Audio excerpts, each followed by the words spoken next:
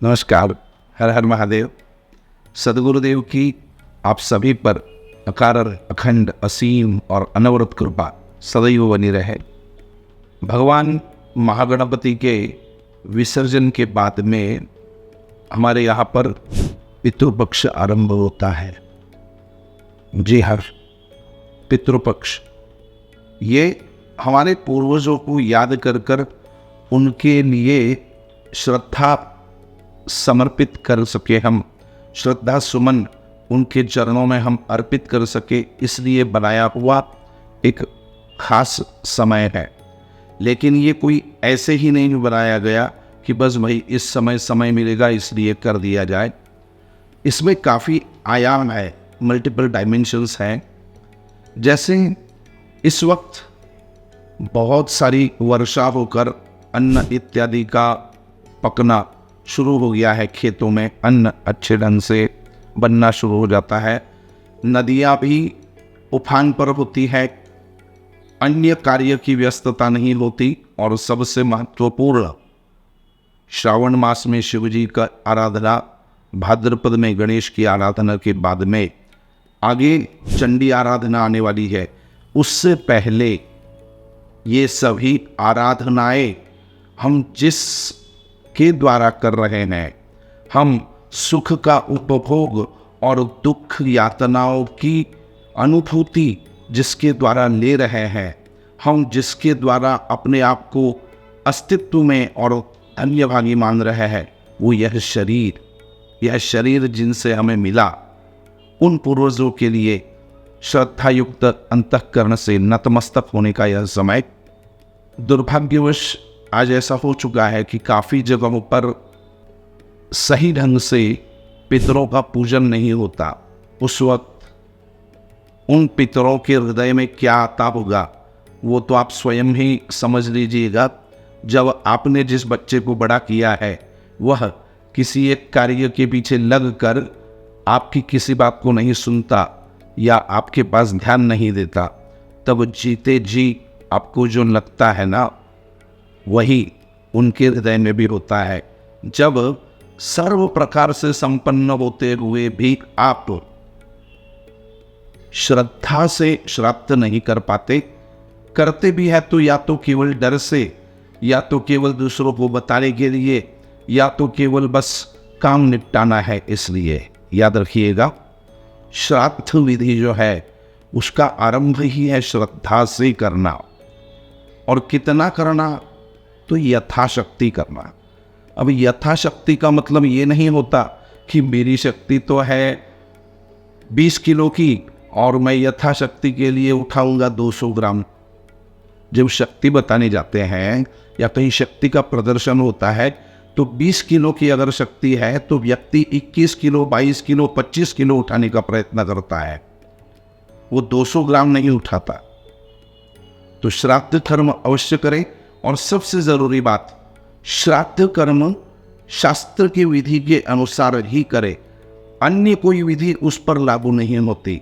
श्राद्ध कर्म है तो श्राद्ध के दिन जाके अनाथ आश्रम में दे के आ गए, श्राद्ध कर्म के दिन गौशाला को दान दे दिया, श्राद्ध कर्म के दिन किसी संस्था को दान दे दिया।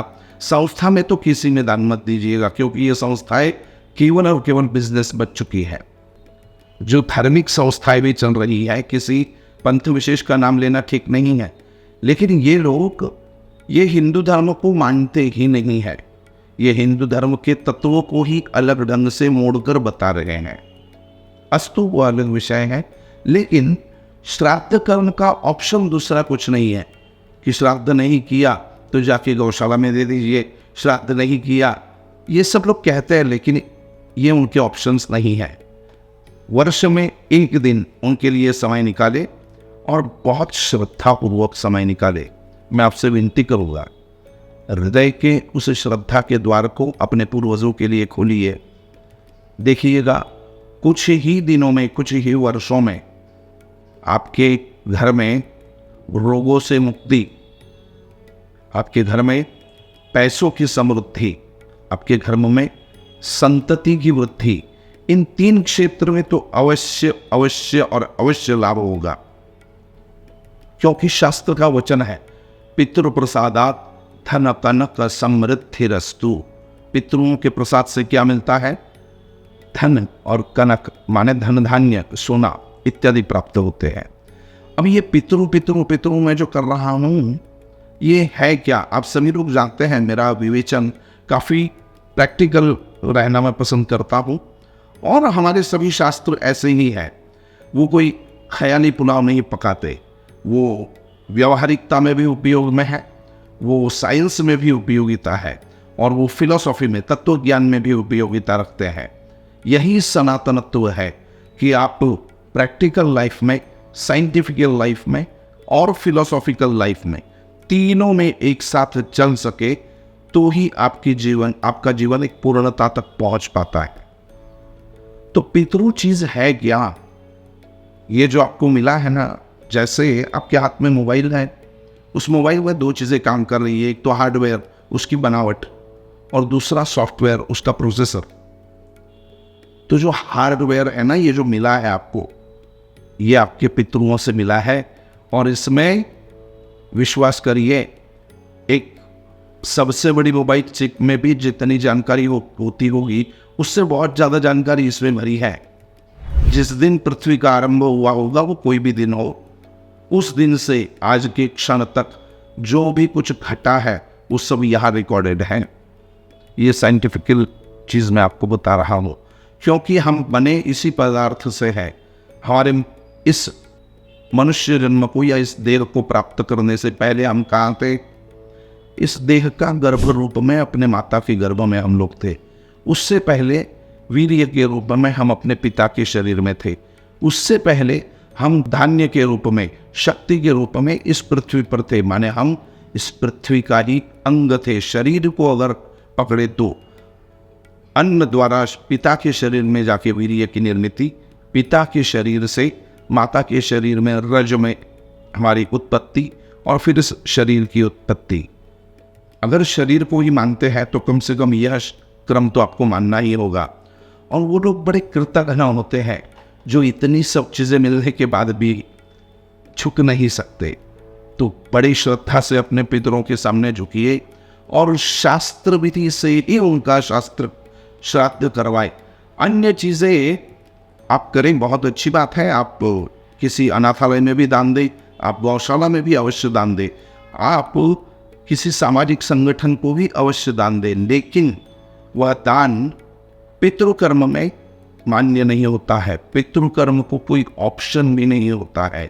पितृकर्म ना करने पर पिबंति रुधिरहा, वो हमारे शरीर में ही बसकर रक्त पीते हैं, ऐसा बताया गया है। रक्त पीने का अर्थ है वो चिंताएं तैयार कर देते हैं, क्योंकि हमारे डीएनए का जो डाटा है, उसकी जो जीवन पद्धति है, उन्होंने उस वक्त जो संकल्प विकल्प आदि किए थे वो आज भी हमारे शरीर में जीवित है।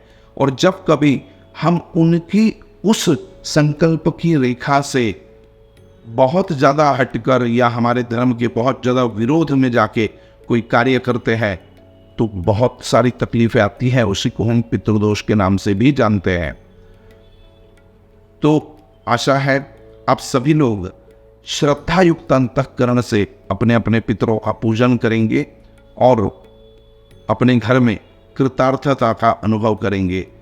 पितरों का इस ढंग से पूजन, यह हमारे धर्म की एक विशेषता है, और इस विशेषता में ही आपका और विश्व का कल्याण सामायिक है।